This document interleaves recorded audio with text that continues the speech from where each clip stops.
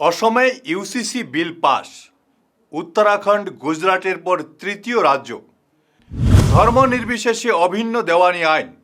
অসম বিধানসভায় ঐতিহাসিক বিল অনুমোদন। বহুবিবাহ নিষিদ্ধ, লিভ ইন সম্পর্ক নিবন্ধন বাধ্যতামূলক। অসমে ইউসিসি কার্যকর। বিবাহ, তালাক ও উত্তরাধিকারের এক আইন। অসমে uniform civil code bill pass.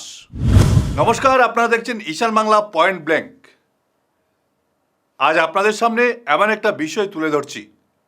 ইতিমধ্যে অসম বিধানসভায় পাশ হয়ে গেছে অভিন্ন দেওয়ানি বিধি। এবার আইনে পরিণত হবে এই ইউসিসি বিল। এ নিয়ে আজ আপনাদের সামনে আমরা বিস্তারিত কিছু কথা তুলে ধরব। অসম বিধানসভায় ইউনিফর্ম সিভিল কোড বিল 2026 পাশ করে একটি গুরুত্বপূর্ণ রাজনৈতিক ও আইনগত মাইলফলক স্থাপন করেছে। এই পদক্ষেপের মাধ্যমে উত্তরাখণ্ড গুজরাটের পর অসম ভারতের তৃতীয় রাজ্যে পরিণত হয়েছে, যেখানে ধর্ম নির্বিশেষে সকল নাগরিকের জন্য অভিন্ন দেওয়ানি আইন প্রতিষ্ঠার লক্ষ্যে ইউনিফর্ম সিভিল কোড কাঠামো গ্রহণ করা হয়েছে। অসম সরকার সম্প্রতি বিধানসভায় ইউনিফর্ম সিভিল কোড বিল 2026 পাশ করে দেশের রাজনৈতিক ও আইনগত পরিসরে নতুন বিতর্ক ও আলোচনার জন্ম দিয়েছে। এই বিলের মাধ্যমে অসম, উত্তরাখণ্ড ও গুজরাটের পর ভারতের তৃতীয় রাজ্য পরিণত হয়েছে, যারা অভিন্ন দেওয়ানি আইন প্রয়োগের পথে এগিয়েছে। এই বিল মূলত বিবাহ, তালাক, উত্তরাধিকার, সম্পত্তি বন্টন, ভরণপোষণ এবং লিভ ইন সম্পর্কের মতো ব্যক্তিগত আইনগুলোকে ধর্মভিত্তিক আলাদা ব্যবস্থার পরিবর্তে একটি অভিন্ন আইনি কাঠামোর আওতায় আনতে চায়। এই বিল আসলে কি, আসুন জেনে নিই আমরা। ভারতে বর্তমানে হিন্দু, মুসলিম, খ্রিস্টান, পার্সি ও অন্যান্য ধর্মীয় সম্প্রদায়ের জন্য পৃথক পৃথক ব্যক্তিগত আইন রয়েছে। বিবাহ, তালাক, দত্তক গ্রহণ, উত্তরাধিকার ইত্যাদি বিষয় ধর্মভেদে ভিন্ন নিয়মে পরিচালিত হয়। ইউনিফর্ম সিভিল কোড বা ইউসিসি এমন একটি ব্যবস্থা যেখানে ধর্ম নির্বিশেষে সকল নাগরিকের জন্য একই দেওয়ানি আইন কার্যকর হবে। ভারতীয় সংবিধানের 44 নম্বর অনুচ্ছেদে দেশকে নাগরিকদের জন্য অভিন্ন দেওয়ানি আইন প্রতিষ্ঠার চেষ্টা করার নির্দেশনা দেওয়া হয়েছে। অসম ইউসিসি বিলের প্রধান বৈশিষ্ট্যগুলো আপনাদের সামনে তুলে ধরছি।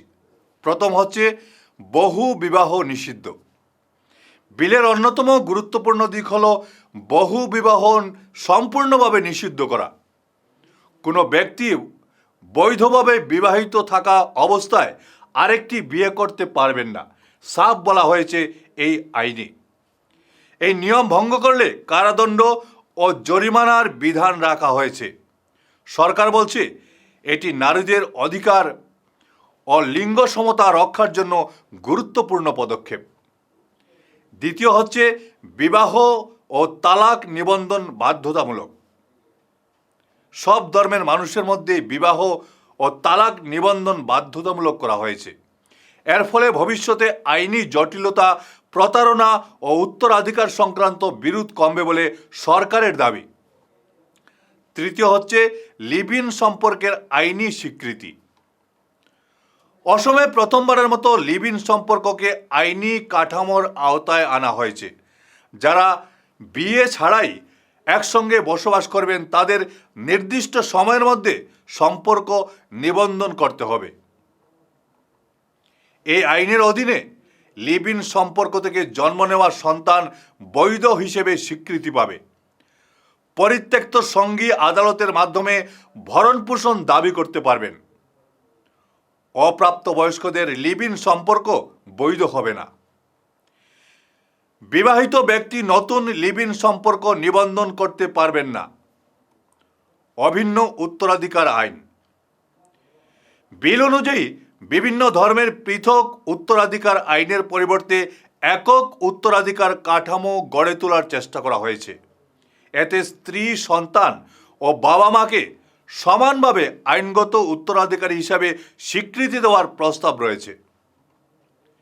এবার হচ্ছে বিয়ের ন্যূনতম বয়স। এই বিলে পুরুষদের জন্য বিয়ের ন্যূনতম বয়স 21 বছর এবং মহিলাদের জন্য 18 বছর রাখা হয়েছে। তপশিলি জনজাতির জন্য বিশেষ ছাড় রয়েছে।